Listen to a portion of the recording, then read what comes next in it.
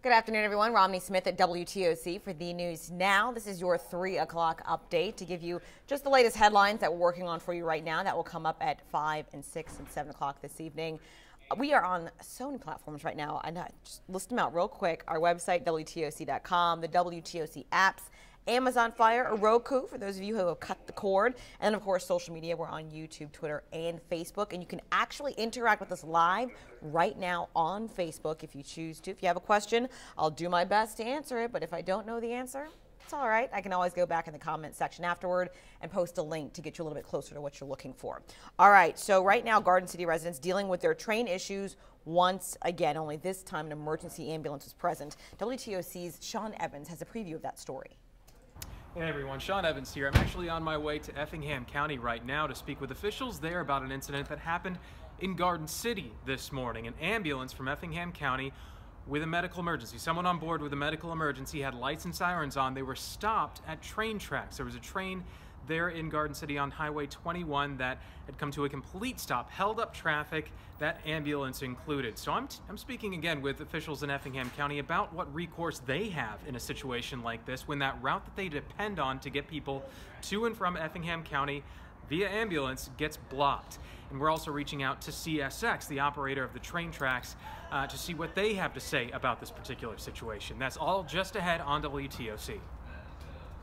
Over to the Lowcountry, guards at 3 South Carolina prisons have been arrested in separate incidents, and one was in our area, in Jasper County specifically. Lester Charles Smith II is accused of trying to bring about 700 grams of tobacco to an inmate in the Ridgely Correctional Institution. That facility is a medium security prison. The other 2 guards worked at Perry Correctional Institution and Evans Correctional, respectively. One is accused of sending sexually explicit pictures to inmates, and the other is accused of having relations with an inmate.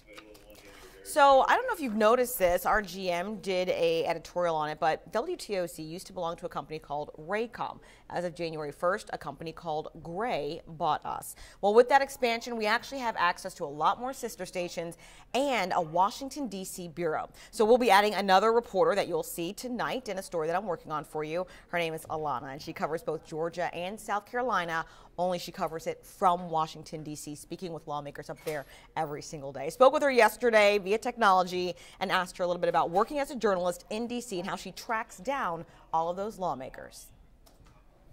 You know, we try to get to know the folks who work in these offices and build a working relationship with them, a professional relationship, and we tell them about our focus being on our local viewers and serving them. So we normally reach out to these folks and try to set up interviews on Capitol Hill, either from their office or elsewhere in the U.S. Capitol. And we also sometimes go to other events as well in the Washington, D.C. area.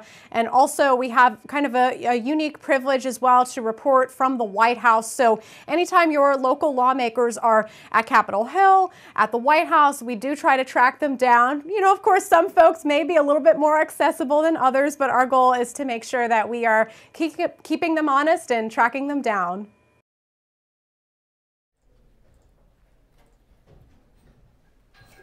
I'll have more from Alana tonight on exactly how she does, what she does. That way you can get to know her a little bit better since you'll be seeing her on WTOC.